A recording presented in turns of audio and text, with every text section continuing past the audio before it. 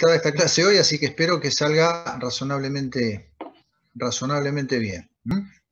Bueno, arrancamos, ponemos a grabar y bueno, vemos qué pasa.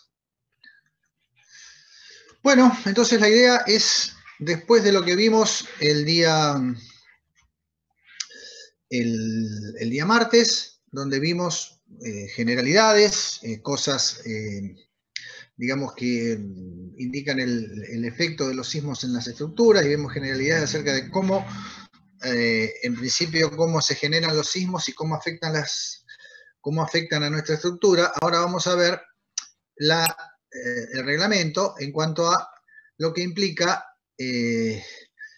cómo vamos a determinar las cargas que inciden en nuestra estructura para el cálculo. Este es un proceso bastante largo. Esta norma es una norma nueva, pero bueno, vamos digamos, el resultado general que se consigue con esto es relativamente sencillo. En principio, la norma, y esto ya lo habíamos comentado, principalmente lo que busca es evitar la pérdida de vidas humanas cuando se produce un sismo grande. Mientras que si el sismo es más chico, lo que busca es evitar daños. O sea, lo que queremos hacer es que nuestra estructura no sufra daños apreciables durante sismos chicos o moderados, y que en el caso de sufrir un sismo grande, evitemos el colapso, preservando vidas humanas principalmente. Bien.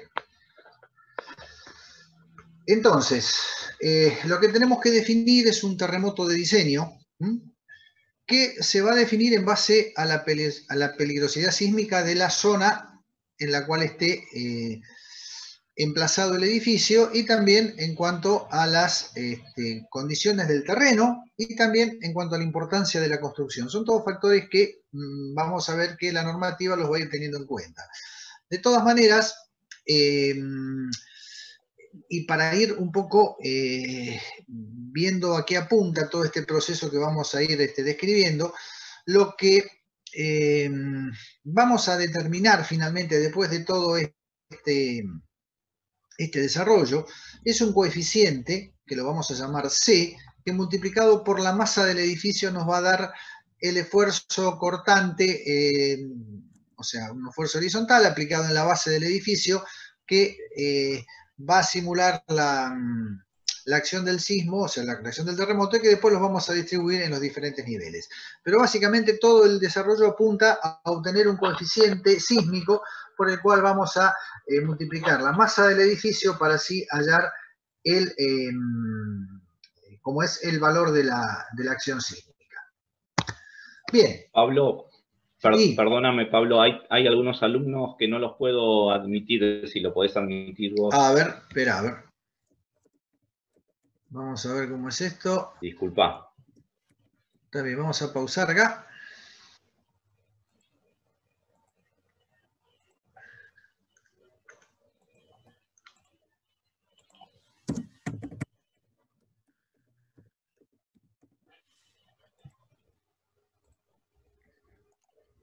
Es que acá no me aparece nada para habilitarlos.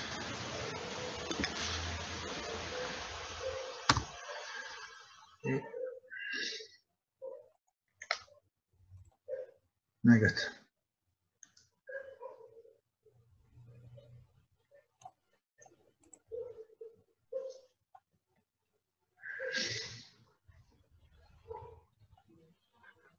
Bueno, ya están todos.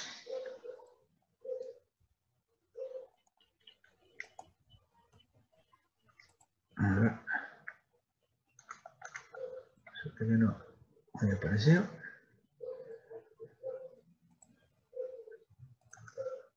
Bueno, continuamos entonces la grabación. Bien, el reglamento entonces lo que hace es dividir, en este caso el territorio del país, en 5 zonas que dependerán de la peligrosidad sísmica, es decir, de la frecuencia y de la intensidad en que nosotros digamos, de la frecuencia y de la intensidad con la que se puede registrar un terremoto en esos lugares. Evidentemente, la zona crítica o la zona más grave es la zona 4 de peligrosidad muy elevada, que abarca parte de la provincia de San Juan y parte de la provincia de Mendoza, que es donde históricamente hemos tenido los sismos más graves, ¿no? Y en general, a medida que nos desplazamos hacia el este, la peligrosidad sísmica va disminuyendo hasta que en esta zona, que está indicada acá con verde claro, es la zona 0 donde nos encontramos nosotros y donde la probabilidad o la peligrosidad sísmica es reducida. Eso no quiere decir que no se produzcan terremotos, sino que, digamos, la repercusión de un terremoto en esta zona es, o se traduce en solicitaciones de muy escaso valor para las estructuras, y normalmente una verificación del viento suele ser más exigente que lo que implicaría verificar el sismo en la zona 0. De cualquier manera, a veces, en determinadas condiciones particulares, es exigible una verificación sísmica en la zona 0, pero normalmente nosotros no la vamos a tener en cuenta. Bien. Vamos a seguir. Bueno, otro aspecto es el sitio o el emplazamiento de la construcción. O sea, el reglamento distingue 6 categorías que dependen de la categoría o de la calidad del suelo sobre el cual nosotros vamos a fundar. Y digamos que lo que hay que determinar es las características de los suelos hasta una profundidad de 30 metros. Vamos a ver que, o sea, en general esta clasificación se basa en estos parámetros que están acá, lo que sería la velocidad media de la onda de corte, que se puede correlacionar con el ensayo de penetración normalizado, y finalmente todo esto está tabulado, así que tampoco es demasiado complicado. Lo que sí tendríamos que tener es los valores por lo menos del ensayo de penetración, el SPT, y en función de eso está correlacionada la velocidad media de la onda de corte, y de última también se puede trabajar con esta resistencia media al corte no drenado. Pero sin entrar en demasiados detalles, digamos que fíjense que tenemos 3 tipos espectrales. Después vamos a ver los espectros de diseño. Algo habíamos hablado de espectros la clase anterior, pero tenemos 3 tipos que están relacionados con suelos relativamente buenos para fundar, roca dura con una pequeña capa de suelo denso, o sea, en general suelos buenos, suelos medianos, de tipo medio, y suelos blandos, de poca calidad para fundar. Y en esto, digamos que la normativa básicamente coincide con el reglamento viejo, que también tenía 3 tipos de espectro para 3 tipos de suelo. Lo que pasa es que eran suelos buenos, suelos medianos y suelos malos. Acá hay un análisis un poquito más detallado, y evidentemente requerimos tener algunos datos del estudio de suelo para poder encuadrar bien nuestra construcción en base al sitio en el cual se emplaza. Y finalmente tenemos los suelos dinámicamente inestables, que son suelos más complicados, sobre los cuales se requieren hacer algunos estudios especiales. En general, bueno, acá están las características de estos suelos, que son suelos en general muy malos, ¿no? Donde realmente sería impensado fundar, y que vamos a ver que también emplazar una construcción acá está muy limitada por la normativa. Y en particular con esto también tenemos un tipo de suelo que son los suelos potencialmente licuables. O sea, son suelos que pueden llegar a sufrir un fenómeno que se llama licuefacción, y que es propio del sismo. La licuefacción del suelo se produce durante un movimiento sísmico. No hay en general otro tipo de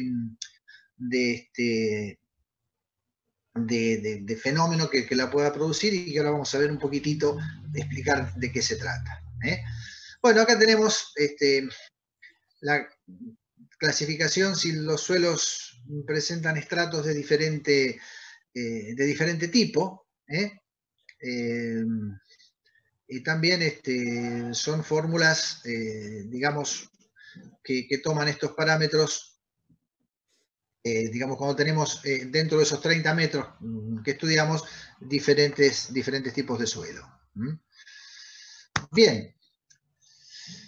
La licuefacción de suelos. ¿Qué es la licuefacción de suelos? Está más o menos explicado acá. O sea, si yo tengo, la licuefacción en principio se produce en suelos granulares sueltos y en condición de saturados, o sea, suelos saturados de agua.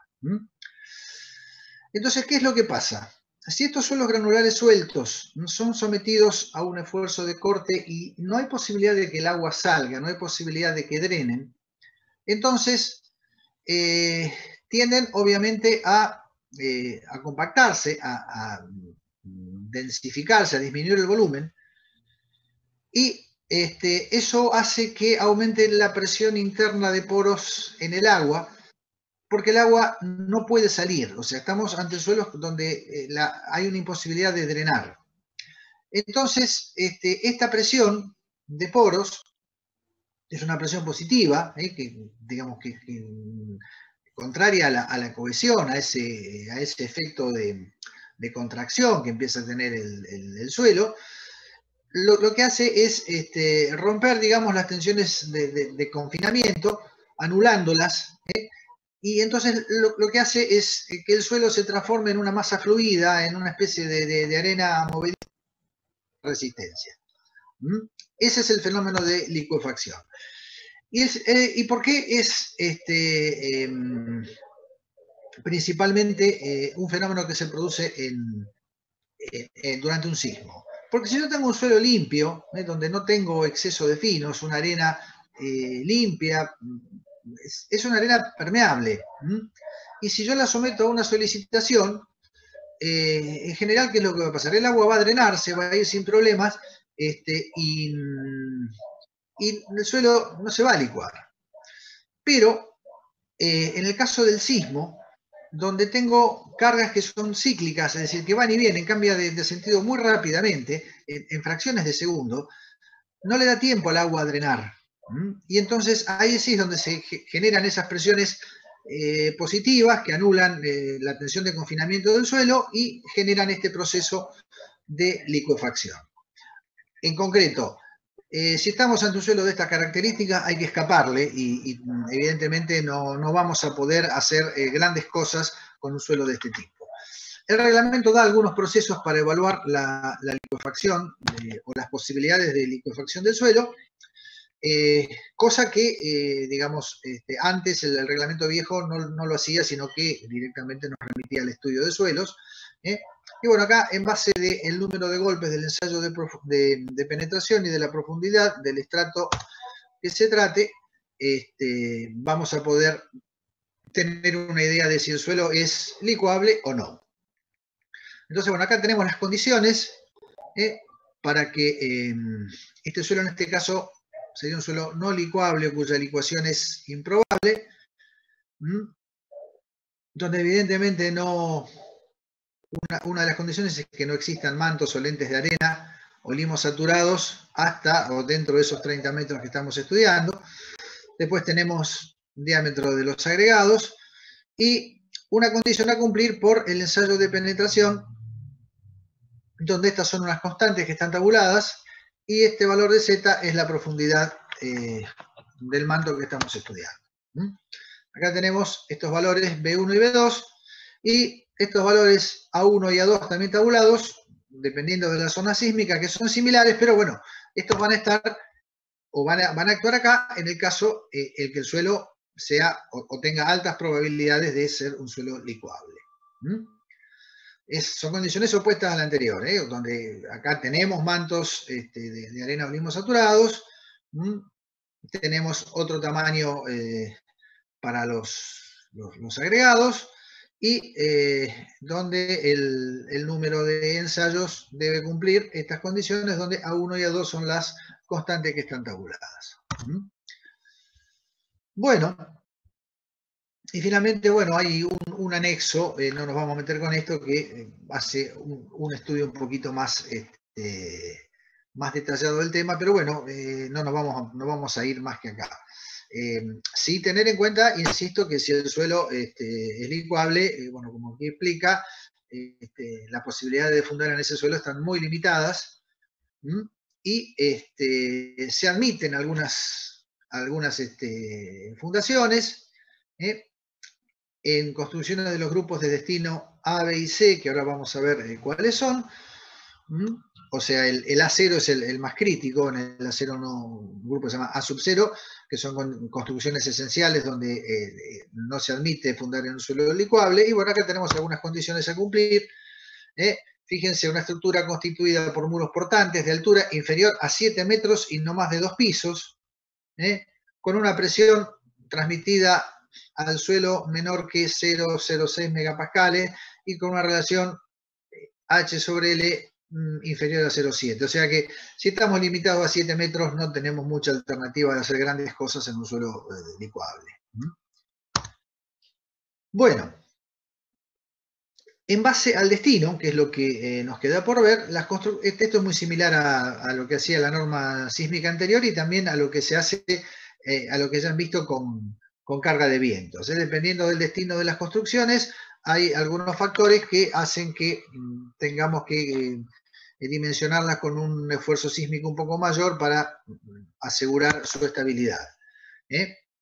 El grupo A sub 0 le corresponde un coeficiente de destino, 1,5, y son las construcciones esenciales, donde digamos que un colapso total o parcial puede producir efectos muy graves para la población, ya sea porque es necesario que esa construcción permanezca habilitada durante un sismo grande, o porque, digamos, no sé, de repente como aparece por aquí, sectores y componentes radiactivos en instalaciones con potencias superiores a 20 megavatios, no sé, pero si se nos escapa un componente radiactivo, evidentemente se van a generar problemas muy, muy graves.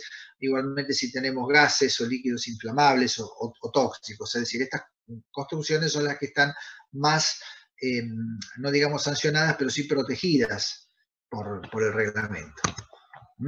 Después tenemos, bueno, construcción grupo A, donde también hay una protección importante, son en general edificios públicos con contenido de gran valor o importancia, o donde también podemos llegar o pueden llegar a producirse aglomeraciones de personas que produzcan o que podrían llegar a provocar pérdida importante de vidas. Bueno, después vamos, bueno, acá tenemos algunos ejemplos de estos edificios, en general servicios médicos, hospitales, estaciones de radio, edificios que básicamente nos interesa que permanezcan funcionando ante la ocurrencia de un terremoto grave. Después tenemos el grupo B, que son las construcciones comunes, viviendas, oficinas, todo esto está dentro del grupo B, que tiene un coeficiente, fíjense, igual a 1, es decir, que son las que no están afectadas en realidad por este coeficiente de destino. Y bueno, construcciones aisladas o precarias, con poca ocupación, es un depósito, por ejemplo, admite, no sé, un establo, silos, estas construcciones admiten un coeficiente de destino menor. Bueno,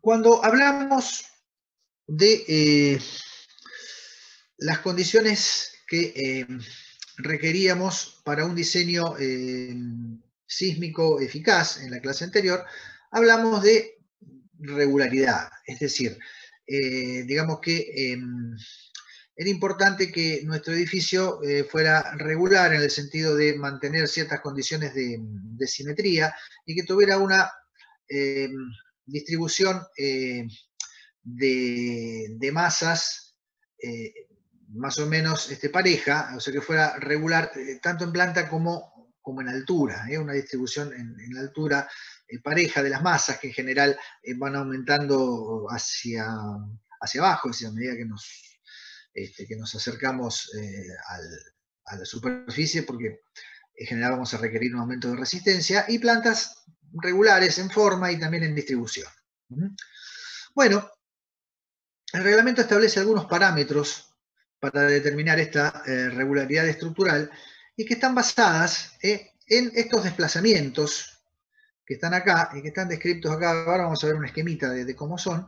Y que están vinculados inclusive con la torsión que puede llegar a sufrir nuestro edificio.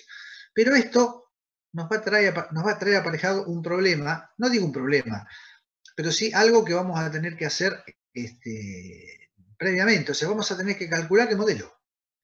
Fíjense que acá se establece desplazamientos y en base a ciertas condiciones que estos desplazamientos tengan que cumplir, podremos evaluar si la estructura es regular, si es medianamente regular o si es irregular. Entonces, vamos a tener que calcular un modelo antes para poder determinar los desplazamientos.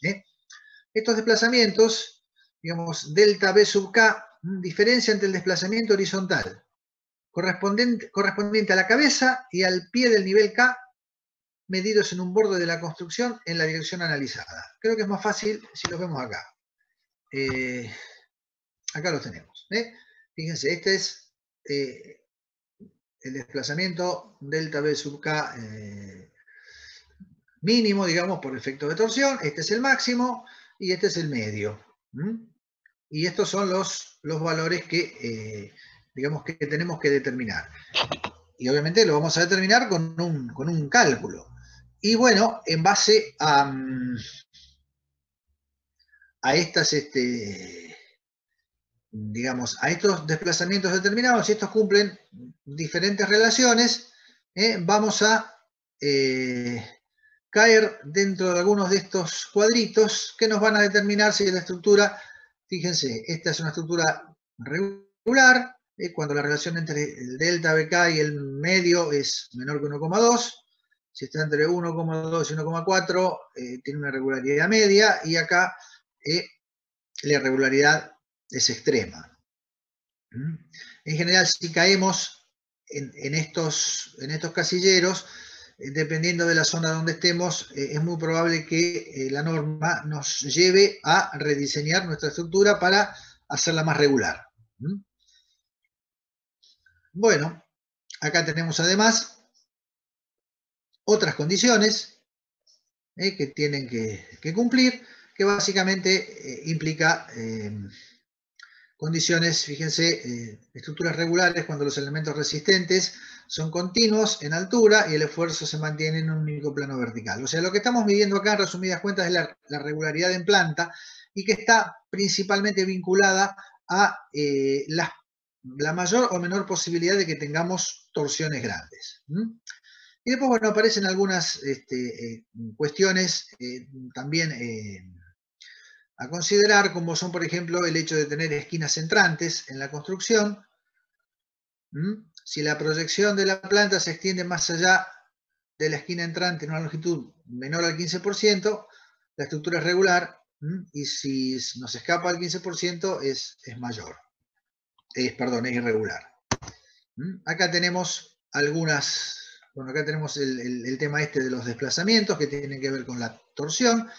Acá tenemos algunas disposiciones más o menos regulares. O sea, una cosa que evalúa el reglamento es el hecho de poder trazar planos de simetría y en todo caso,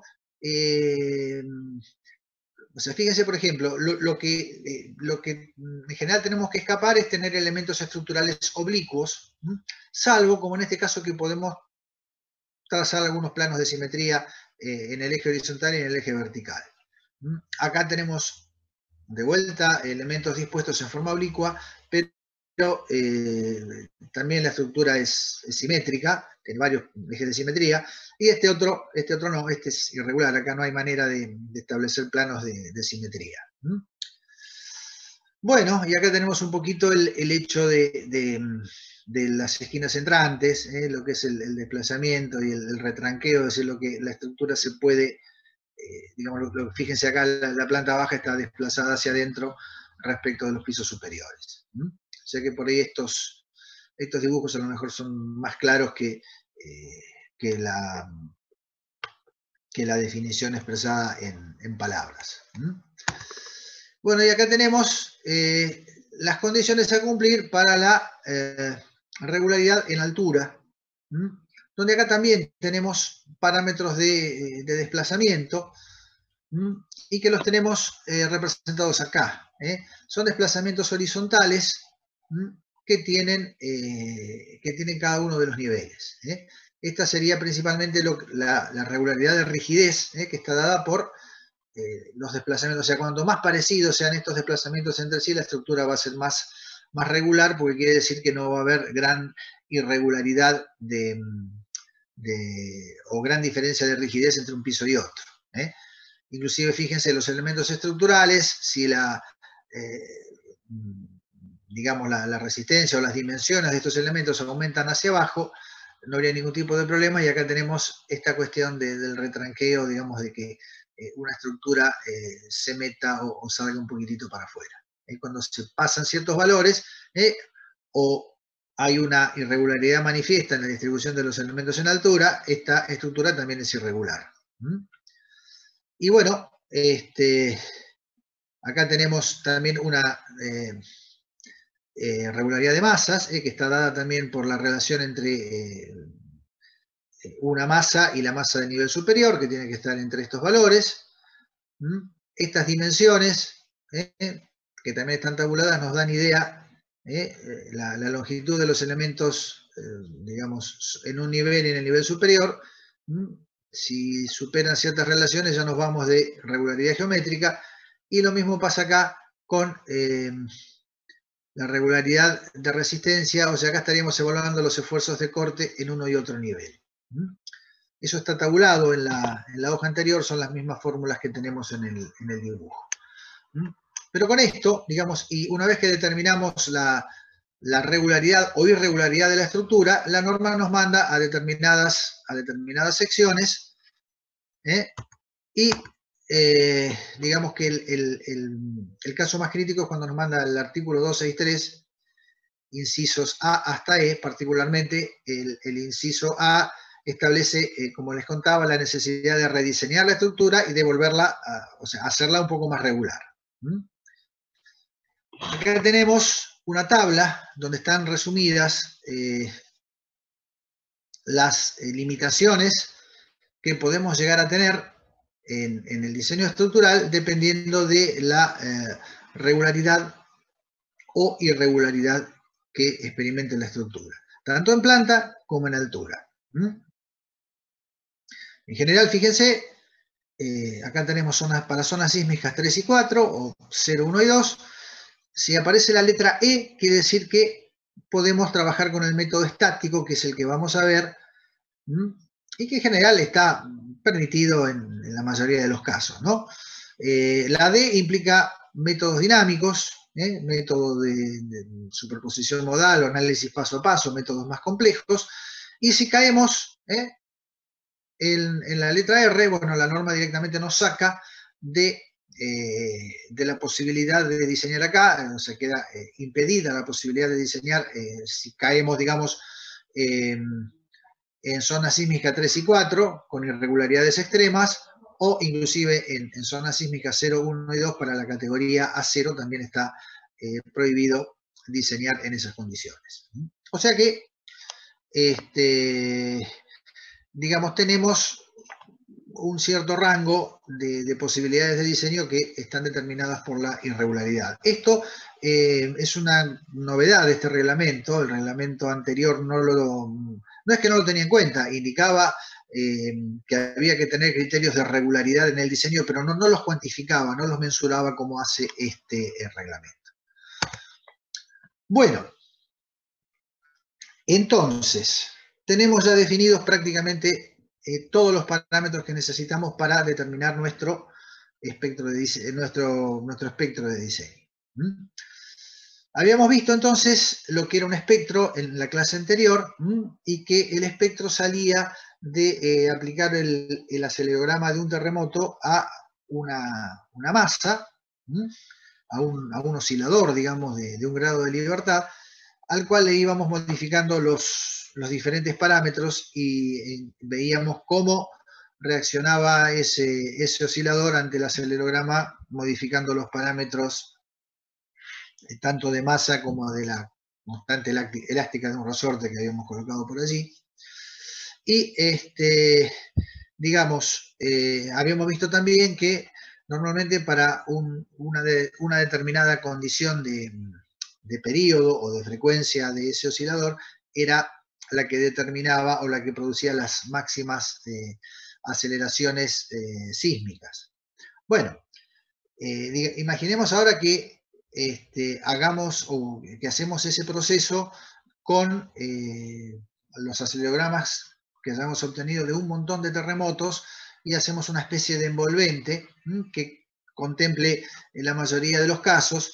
Y bueno, ahí lo que hacemos es diseñar un espectro de diseño, que va a ser finalmente una curva que va a estar vinculando aceleraciones con periodos de la construcción.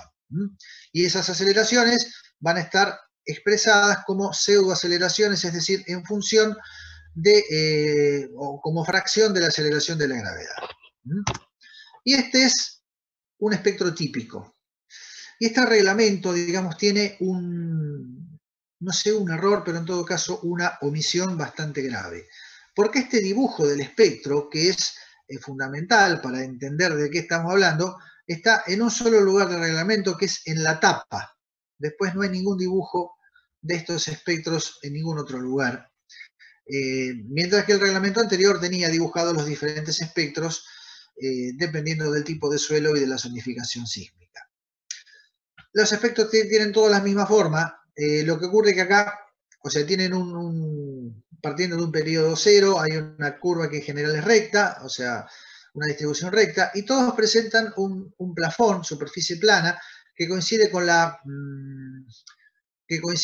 máxima pseudoaceleración elástica, y entre dos periodos T1 y T2. Por eso digo que esto es una envolvente de aceleraciones debidas a diferentes sismos, ¿no?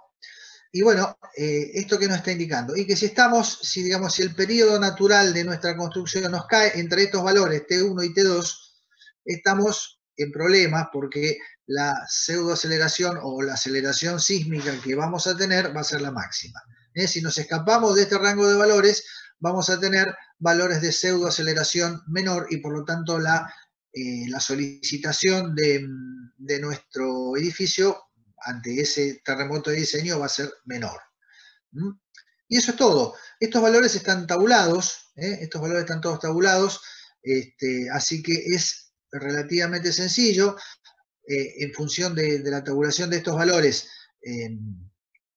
o sea, está tabulado tanto CA como C sub B, como T1 y como T2, así que es relativamente fácil construir este espectro con esos valores que están tabulados en base al sitio, o sea, al tipo de suelo, y en base también a la zonificación, es decir, a la solicitación sísmica.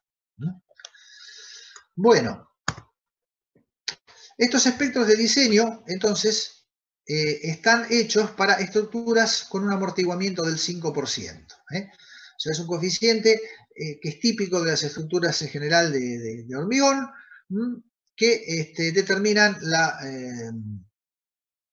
la capacidad de amortiguamiento que tiene nuestra estructura. Y como les contaba, dependen de la zona sísmica y del sitio. Entonces, estas son las expresiones que están en la curva, las mismas que están dibujadas en la curva que vimos recién. Y bien, acá tenemos los coeficientes tabulados para las distintas zonas sísmicas. Donde este valor a su vez es un valor de aceleración típico de la zona. Y bueno, acá tenemos C sub A y C sub B tabulados para cada caso. En la zona sísmica 3 y 4, estos valores además dependen de unos coeficientes NA y NB que tienen en cuenta la proximidad a fallas y digamos que son coeficientes que afectan a los valores de C sub A y C sub B. NA es un coeficiente para para espectros sensibles a la aceleración. ¿Qué es lo que me está diciendo esto? Que cuando yo estoy, y volvamos para atrás, en esta zona donde el parámetro que gobierna el espectro es C sub A, lo que manda un poquito es la aceleración. La aceleración del sismo, expresada como una pseudoaceleración, es la que me determina la solicitación máxima. Cuando caigo por acá, en este rango, ya, digamos, la que gobierna un poquito la solicitación es la velocidad. Por eso es un valor C sub B. Bueno, estos coeficientes NA y NB están tabulados, no tienen mucha. NA vale 1 y NB vale 1,2. Y acá tenemos, bueno, la forma de determinar los valores de los periodos T1 y T2, que son los de inicio y fin del plafón, de esa zona plana que tenemos en el espectro. Y el valor de T3 está tabulado para las zonas sísmicas 1 y 4. O sea que tenemos todos los valores para construir el espectro. La única diferencia era que en la normativa anterior ya estaban tabulados, era un poquito más fácil, acá hay que trabajar un poco más, pero podemos construirlo porque están tabulados todos los elementos para hacerlo. Bueno, entonces ya tenemos nuestro espectro, ya lo hemos construido. Habíamos dicho también que íbamos a determinar normalmente acciones sísmicas horizontales, que son las más serias desde el punto de vista de la solicitación sísmica. Bueno, pero también teníamos acciones sísmicas verticales. Bien, la acción o el efecto vertical de la acción sísmica se determina entonces por esta expresión, donde C sub A es el coeficiente característico del espectro de diseño, o sea, la pseudoaceleración elástica, pero es el valor de C sub A, en resumidas cuentas. Gamma R es el factor de riesgo, el factor o el coeficiente de destino de la construcción, y D es la carga permanente. Peso de todos los componentes estructurales o no, equipos e instalaciones fijados permanentemente a la construcción. Y esta es, en principio, la acción sísmica que, digamos, en sentido ascendente o descendente va a afectar nuestra construcción. Esto es un poquito distinto a la acción anterior o al reglamento anterior, que lo que hacía era combinar la acción horizontal con un efecto de la gravedad aumentado o disminuido por un coeficiente mayor o menor que 1. Acá, en resumidas cuentas, es parecido, nada más que ese coeficiente está dado por esta expresión. C sub A por gamma R sobre 2, y esta es la carga permanente.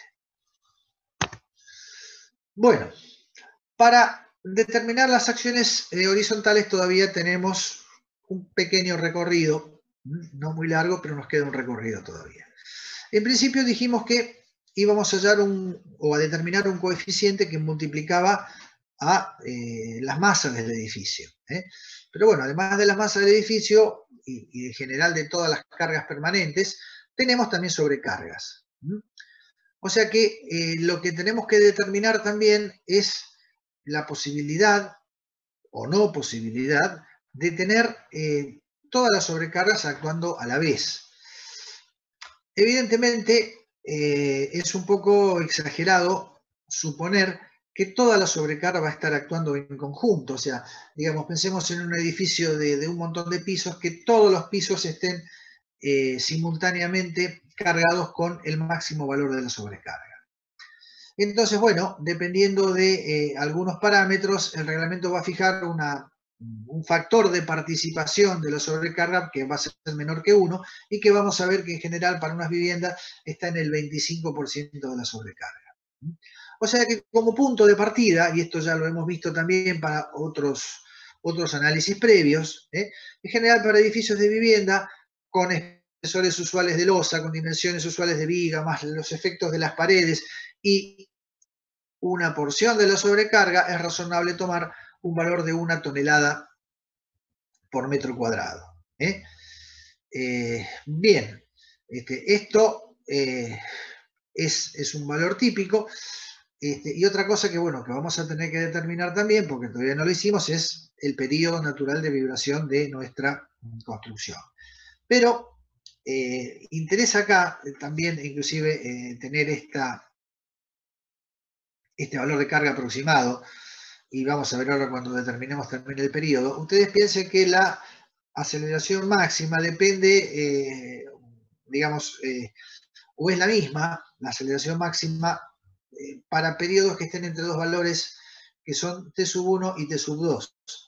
Es decir, que en realidad el periodo tampoco, si bien es razonable tratar de determinarlo con la mayor precisión posible, tampoco implica que lo tengamos que determinar con tanta exactitud, sino que tenemos un margen de maniobra porque entre ciertos valores la pseudoaceleración y por lo tanto la solicitación sísmica no va a cambiar. Y esos son justamente los valores máximos donde estamos en mayores problemas. Bueno, acá tenemos los diferentes factores de participación de la sobrecarga. Entonces, edificios comunes, como les contaba antes, es el 25%. Pero bueno, hay otros coeficientes que dependerán de la posibilidad de que se aglomeren más o menos personas y en general de la posibilidad de que la sobrecarga pueda ocurrir o, digamos, de tener toda la sobrecarga presente sea más probable, ¿no? Por ejemplo, en un tanque o en un silo, es lógico considerar que el tanque está lleno, porque gran parte de su vida útil el tanque está lleno. Entonces acá consideramos la totalidad de la sobrecarga. Y bueno, en general, como siempre suele suceder, las partes de la construcción están sancionadas, digamos, o sea, cuando verifico un elemento en particular, también considero participación total de la sobrecarga. Bueno, esto después lo irán viendo. Insisto en esto, es importante que el reglamento lo aprendan a manejar más allá de lo que les podemos nosotros contar en clase, ¿no? Es como para que ustedes tengan una idea de dónde partir, o sea, tener un arranque para esto, un punto de partida. Bien, entonces también hemos visto que ya hemos hablado mucho de esto, que en los edificios comunes es razonable considerar las masas concentradas a nivel de las losas, de los diafragmas horizontales. O sea, a nivel de cada losa nosotros tenemos concentradas nuestras masas, como hemos visto en dibujos en la clase anterior también. Bien, para el primer diafragma, o lo que sería la planta baja, el nivel del primer piso, solo se consideran las masas ubicadas de la mitad de la planta baja para arriba, es decir, de la mitad de la planta para abajo se considera que va directamente a la fundación, que es muy parecido a lo que pasaba con el viento. Bueno, y acá hemos tenido entonces,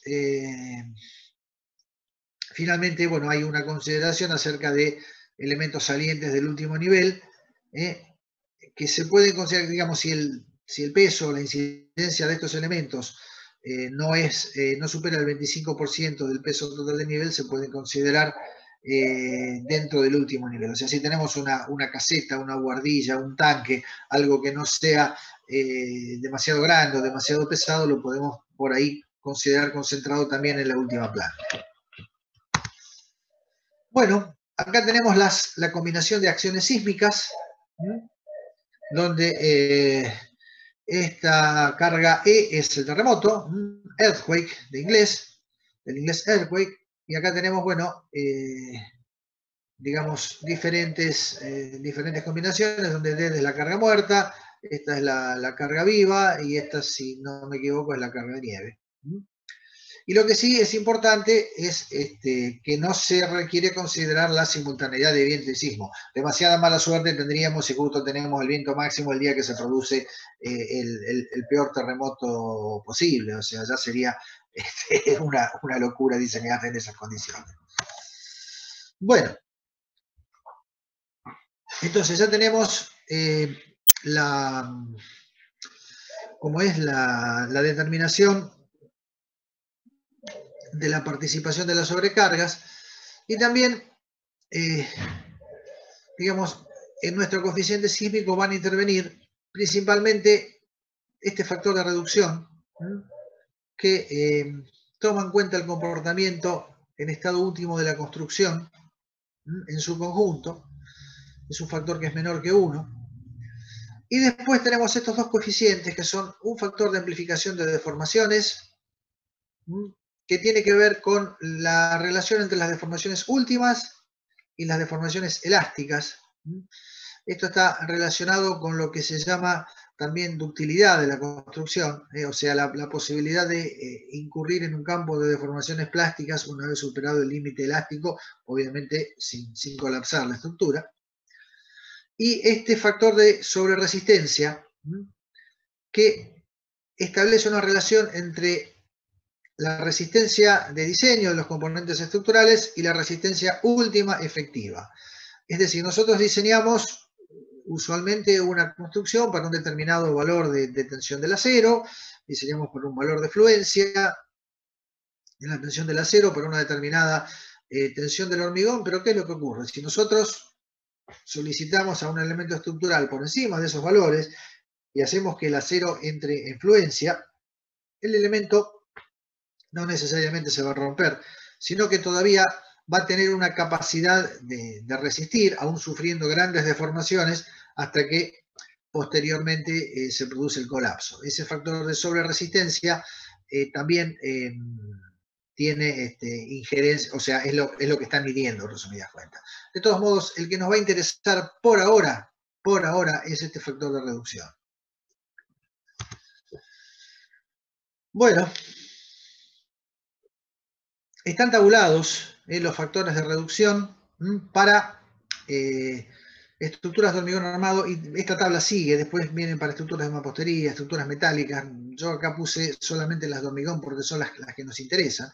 Este factor de reducción también era lo que antes el reglamento viejo llamaba ductilidad. O sea, ¿por qué? Porque nosotros, ¿qué es lo que estamos haciendo en resumidas cuentas con este factor de reducción? Si yo supongo o yo estimo una determinada pseudoaceleración elástica y la aplico a una estructura, esa estructura va a producir o va a sufrir un determinado esfuerzo. Ahora, si yo digo, y fundamentalmente más que un determinado esfuerzo, va a sufrir un determinado desplazamiento. Ahora, si yo digo que yo tengo una ductilidad de 5 o de 6, como está dado en el sistema pórtico-tabique, ¿qué quiere decir? Que en el colapso o antes del colapso, esa estructura se va a deformar 6 veces más que la deformación elástica. Y por eso es que yo estoy afectando de ese valor, de ese coeficiente de reducción. Porque estoy estimando que la estructura se va a deformar bastante por encima del campo elástico y por lo tanto, digamos, yo si la diseño elásticamente obtengo un determinado valor, pero sé que en realidad se va a deformar más, entonces es válido tomar una solicitación menor para diseñarla. No sé si se entendió la idea, espero que sí. Pero fíjense que, por ejemplo, para construcciones con un comportamiento elástico, se toma un coeficiente de reducción igual a 1,5. Porque, bueno, 1,5 porque estamos diseñando finalmente a rotura, ¿no? Con acero a la fluencia. Bueno, y todavía no hemos llegado a nuestro coeficiente sísmico, porque nuestro coeficiente sísmico depende del método de análisis que nosotros hagamos, y ya dijimos que lo que nos interesa es el método estático. De todos modos, el reglamento también admite un método simplificado, que no lo vamos a ver porque fíjense que es aplicable para edificios de hasta 2 pisos y 7 metros de altura máxima. Es decir que no nos va a interesar en general. O sea, en general, digamos, la idea es que nos enfrentemos a construcciones un poco más grandes, de mayor altura. Así que esto, en el caso eventual de que nos toque una construcción de este tipo, este método podemos aplicarlo si nos toca hacerlo en, no sé, zona 3 o zona 4, no creo que se justifique solo en ningún otro lugar. Y los métodos dinámicos, que ya los vimos, son complejos, recomendados solo en algunos casos particulares.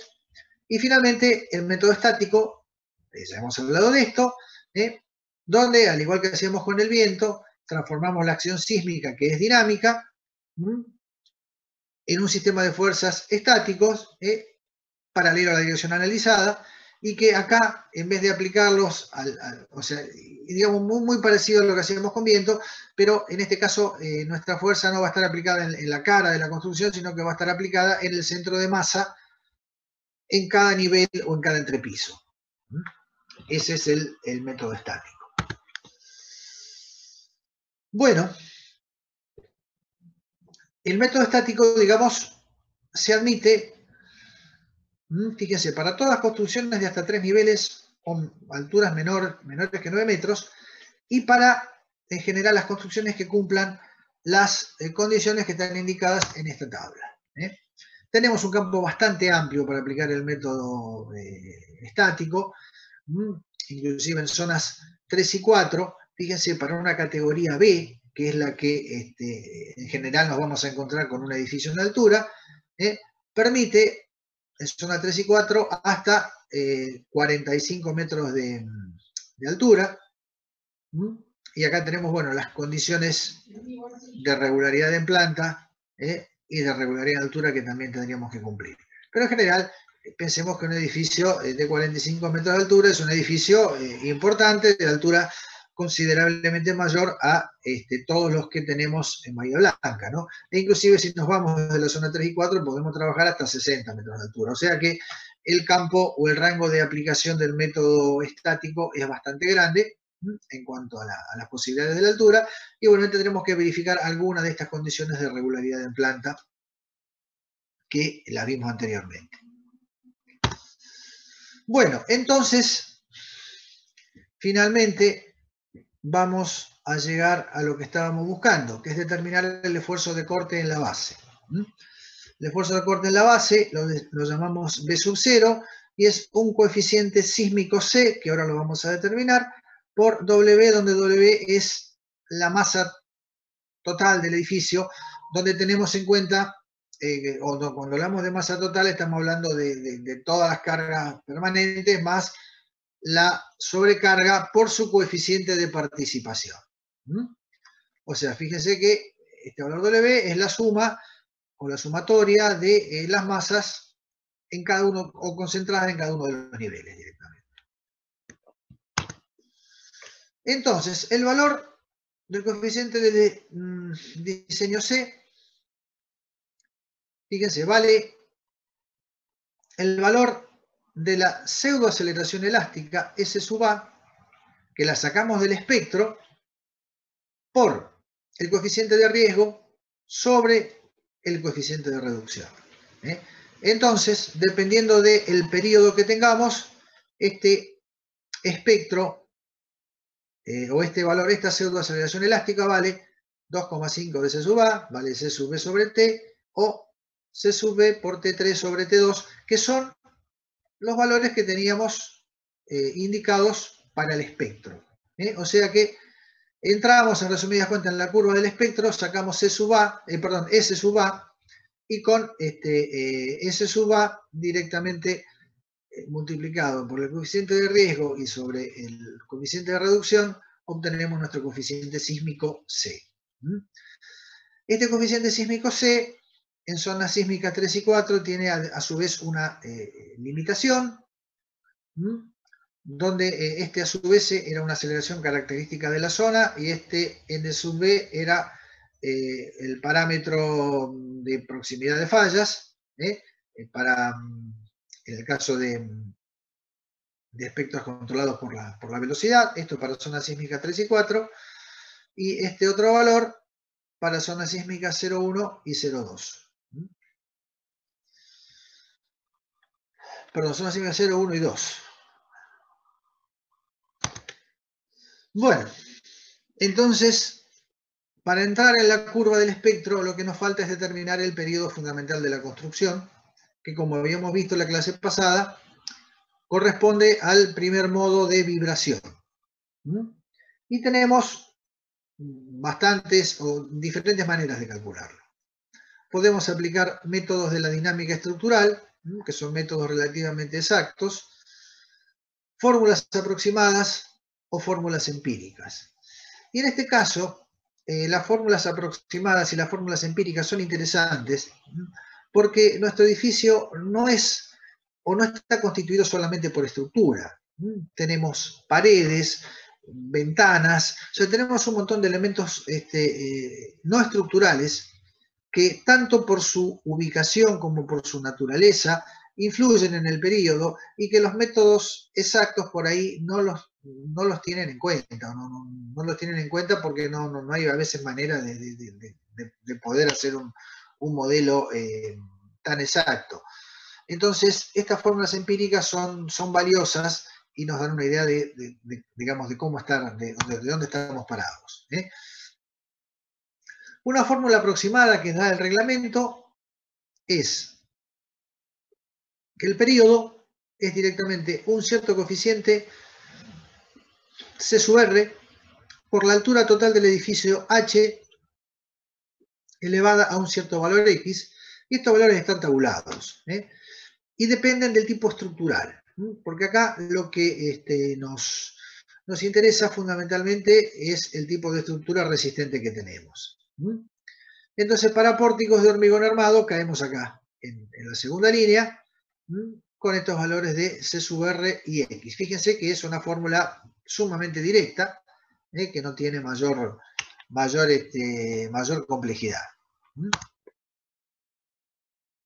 Bueno, de todas maneras, independientemente del método que se use para su determinación, tenemos una limitación, el cual el periodo tiene que ser menor que un cierto valor C sub U,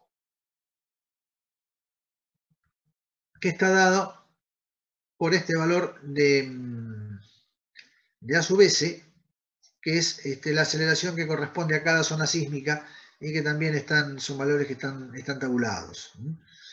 O sea que este sería el periodo determinado multiplicado por C sub U. Nuestro periodo tiene que ser menor que este valor. Tenemos otras formas u otras fórmulas empíricas. Esta creo que ya se las indiqué también, estas dos para el caso de carga de viento, pero en realidad están extraídas de normas sísmicas anteriores. Esta es bastante interesante porque esta es una fórmula que se determinó luego de realizar estudios en un montón de edificios preexistentes en la ciudad de Mendoza, y proporciona valores bastante exactos con parámetros muy sencillos: la altura total del edificio, la dimensión en planta del edificio en la dirección que estemos considerada, y este valor que es la relación entre el área de muros o de las paredes que tenemos en esa dirección y el área total en planta. Es muy, muy simple de determinar.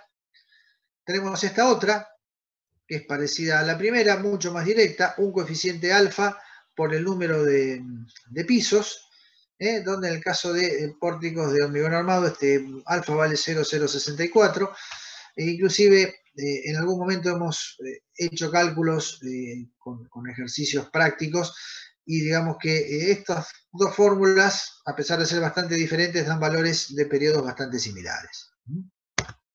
Así que bueno, tenemos bastantes posibilidades para trabajar o para determinar nuestro periodo. Y bueno, y ya con eso tenemos, con el periodo y con la zona sísmica, determinamos los coeficientes, entramos en el espectro, sacamos el valor de la pseudoaceleración y tenemos prácticamente todo resuelto. Lo único que nos queda es determinar cómo ese corte, que lo hemos determinado en la base, o sea, hemos determinado hasta ahora la totalidad de la acción sísmica que actúa sobre el edificio y que va aplicada en la base, tenemos que ver cómo se distribuye o prorratearla entre todos los diferentes niveles de nuestro edificio. O sea, vamos de la misma forma que hicimos en el viento, que aplicamos un esfuerzo a cada nivel. Acá hacemos lo mismo, pero lo que vamos a tener que hacer es encontrar una distribución que haga tal que ese esfuerzo de corte en la base se distribuya en los diferentes niveles, de forma tal que la suma de todos los esfuerzos de corte en cada nivel nos den el esfuerzo de corte total que ya determinamos antes. Así que bueno, en general, digamos que lo que vamos a determinar es una fórmula de prorrateo que está dada por estos valores. O sea, en un nivel K cualquiera, intermedio, o sea, no el último piso del edificio, esto vale la fuerza sísmica en ese nivel vale 0,9 por la masa en ese nivel K, por la altura del nivel K, por el esfuerzo de corte total, y esto dividido la suma de la masa de cada nivel, desde el 1 hasta el último, por la altura de cada nivel. O sea, HK implica la altura del nivel que estamos estudiando, donde vamos a aplicar la solicitación sísmica, y HI es la altura de cada nivel. Esto es para la masa intermedia y esto es para la última masa, donde se le agrega un 10% más de B sub 0. Y de esta forma, la suma de todos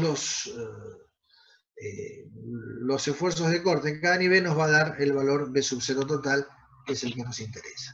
Y con esto, digamos, distribuimos, acá tenemos un esquema de lo que estamos hablando, distribuimos nuestro esfuerzo de corte en cada uno de los niveles. Lo distribuimos en altura. Y estos son los datos que finalmente tenemos que introducir en nuestro edificio para calcularlo y para determinar los esfuerzos que aparecen o que tenemos. Bueno, todo muy bien. Entonces calculamos el edificio y si el edificio fuera totalmente simétrico, en principio no tendríamos torsión. El reglamento, al igual que pasaba con el viento, también nos mete una torsión accidental que habrá que tenerla en cuenta, digamos, siempre un momento torsor accidental por alguna excentricidad de las cargas que el reglamento no las prevea. Más allá de la torsión que tengamos por una excentricidad que esté dada por una diferencia en la posición entre el centro de masas y el centro de rigidez, como vimos hace unas cuantas clases cuando hablamos de cargas horizontales en general. Bueno, acá tenemos algunas consideraciones. Fíjense que si la estructura tiene una irregularidad torsional baja, esa excentricidad accidental es 0, pero para irregularidades torsionales medias o extremas nos mete un valor de más o menos el 5% de la longitud en planta en el nivel en que se trate, porque esto lo hacemos nivel por nivel, perpendicular a la dirección de aplicación de las fuerzas. O sea que, digamos, el ancho del edificio, el 5% o el 10%, si la irregularidad es extrema, va a ser la excentricidad adicional que le vamos a poner a nuestra fuerza. Bueno, y para ir terminando, porque ya vamos terminando con esto, lo que tenemos que hacer es determinar las deformaciones, porque una vez que diseñamos nuestro edificio, tenemos que verificar que estas deformaciones no superen un cierto valor, principalmente para evitar que un edificio golpee contra otro. Si tenemos edificios vecinos que están pegados, lo que puede ocurrir es que se produzcan daños por deformaciones excesivas que hacen que los edificios entre sí golpeen, choquen. Entonces, bueno, vamos a tener que determinar las deformaciones a partir de los desplazamientos últimos que vamos a obtener según el cálculo, y los vamos a tener que multiplicar por este factor de amplificación de deformaciones y los vamos a dividir por el coeficiente de riesgo. Así que bueno, donde digamos que los desplazamientos de diseño salen del análisis estructural. Y los multiplicamos entonces por el coeficiente de deformación o de amplificación de deformaciones y lo dividimos por el coeficiente de riesgo. De esta manera procesamos este valor para determinar la deformación última. Bueno, también tenemos que calcular en todo caso las distorsiones horizontales de los pisos.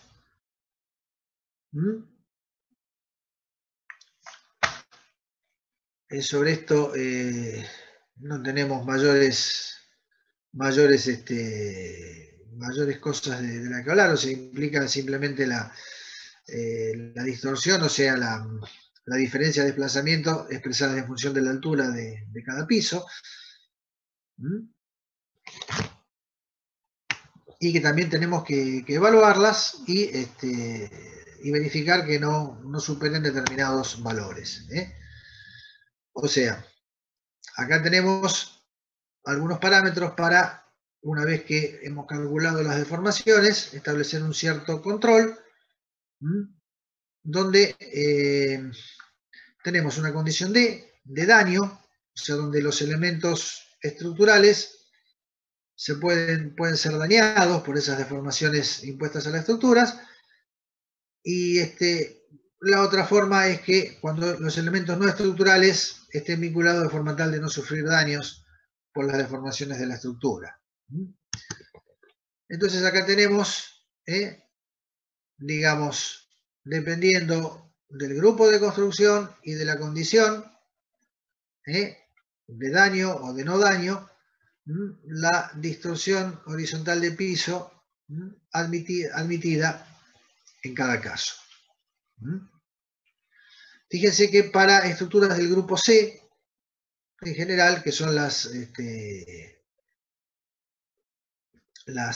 menos solicitadas, estructuras aisladas, no es exigible este tipo de verificación.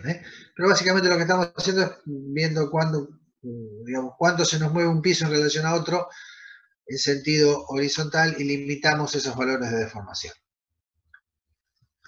Y con esto terminamos entonces la clase de hoy.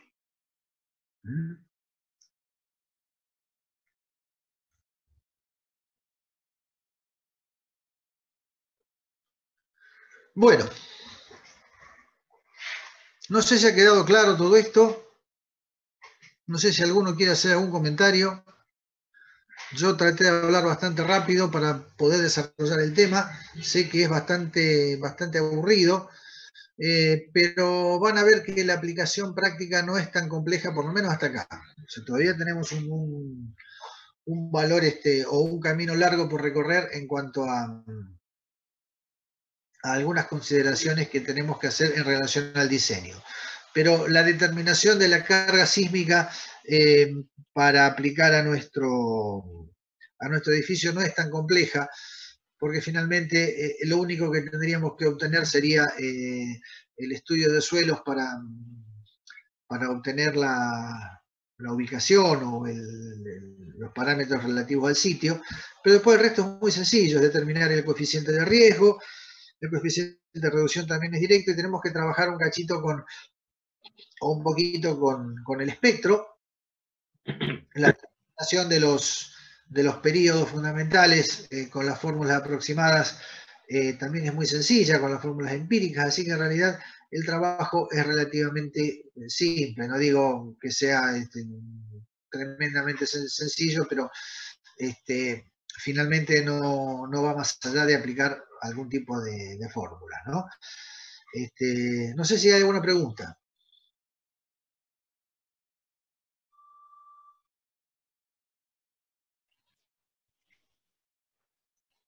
O sea, creo que todos entendieron todo lo que hablé.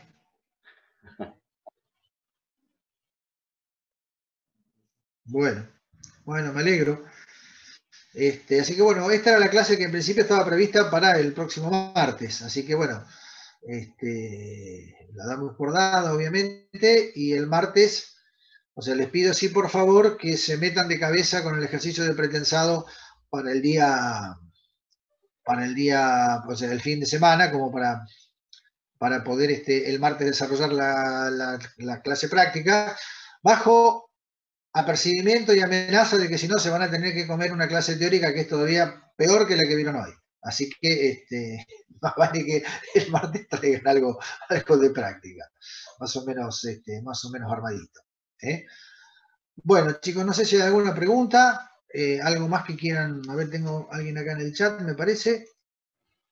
No, pero me estaban avisando que había compañías en la sala de espera. Así que no sé si quieren comentar algo, alguna otra cosa que nos quieran decir. Si no, de mi parte yo los libero. No sé, Marcelo, si querés hacer un comentario. No, solamente que por favor, si pueden, que vayan mirando y interpretando un poquito el trabajo práctico que es importante también para fijar algunos conceptos del pretensado.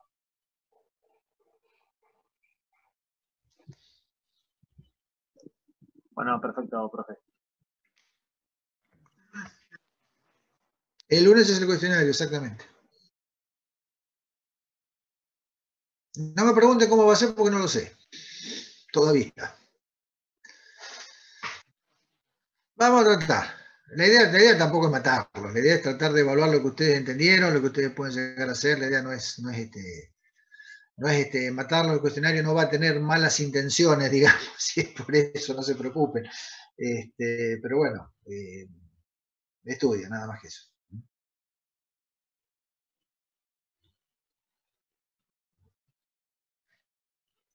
Es más, si tienen alguna pregunta que hacer sobre los temas anteriores, aprovechemos ahora porque ya está, después hasta el lunes, salvo que quieran consultar algo en los foros, no nos vamos a encontrar así de forma personal, vía Zoom en este caso, así que si tienen alguna pregunta que quieran hacer ahora, háganla mientras estén todos conectados, cosa de que todos puedan aprovechar la posible respuesta, y bueno, nada, eso es todo.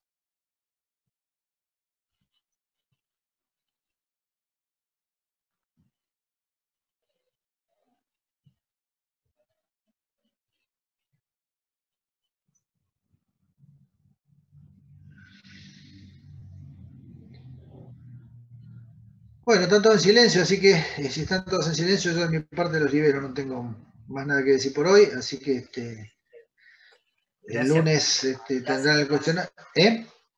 Que estuvo buena la clase, por lo menos para poder adelantar lo que por ahí no podíamos aprovechar hoy con la práctica, ¿sí? Pero en la medida que vayamos poniéndonos un poco a tiro, yo sinceramente nosotros por lo menos hoy recién pudimos darle un punto final al trabajo 2 y 3 en conjunto, digamos, y por eso tampoco pude yo por lo menos ver algo de lo de pretensado como para consultar hoy, pero en buena hora que podamos aprovechar el tiempo para poder, quieras o no, cumplir con las teorías. Estuvo bueno poder ver esto. Y la idea es que si no, nos quedamos sin tiempo. Yo tampoco soy amigo de que no hagamos nada. La idea de juntarnos y de armar toda esta estructura de clases para que ustedes puedan aprovechar algo. Normalmente las clases presenciales por ahí las estructurábamos de una manera un poquito diferente, donde a veces compartíamos teoría con práctica y lo íbamos llevando un poquito más de acuerdo al avance que ustedes fueran teniendo, y bueno, acá un poco me parece que es lo mismo. O sea, si no han podido avanzar con la práctica, avancemos con la teoría, y de última, digamos, si después nos quedan algunas clases que son específicamente para práctica y ustedes pueden apurarse a terminar mejor, ¿no? Pero la idea es no desaprovechar el tiempo que tenemos, básicamente. Está buenísimo. Por mi parte nada más. Muchas gracias y nos veremos entonces el martes. Bueno, nos vemos el martes entonces. Marcelo, no. Sí, Marcelo. Sí. Yo tengo una consulta mínima de esto de la teoría. Por ahí de lo que pasa con el acero en el dimensionado de una estructura. Cuando cuando no está considerado la carga sísmica, por ahí la longitud del anclaje, bueno, te la da el acero sobre el reglamento, que es de 12 por el diámetro de la barra. Ahora, ¿por qué cuando se considera la solicitación sísmica, es más grande, o sea, obvio que va a ser más, se va a mayorar un poco. Yo no sé si es multiplicado por otro coeficiente o no. No sé, no te entendí muy bien la pregunta. Si vos, de todos modos, si estamos hablando de longitudes de anclaje, Sí, nosotros, digamos, no vamos a meternos en cuanto a sismo en cuestiones de armadura. O sea, sí, desde ya les digo y se los voy a repetir que hay toda una parte del reglamento donde están indicados la forma de detallar la armadura para una estructura sismo resistente y que es distinta que la estructura para un edificio, digamos, donde no es necesario resistir una carga de sismo. Y también, digamos que todas estas cuestiones de anclajes, de formas de armar, son desde ya mucho más exigentes que para una estructura común. O sea, tenés otro tipo de exigencia que está dada principalmente por el tipo de esfuerzo alternativo que vos tenés. En la clase que viene, en la clase teórica que viene, vamos a hablar un poquito de cómo se comporta el hormigón cuando nosotros lo sometemos a una acción, no digamos, o sea, una acción alternativa grande, digamos, como para que esté por encima de la resistencia elástica del material, ¿no? O sea, donde nos metemos en campos de deformaciones plásticas. Vamos a ver un poquito qué es lo que pasa con el hormigón y bueno, evidentemente lo vamos a estar sometiendo al acero también a solicitaciones mayores que las que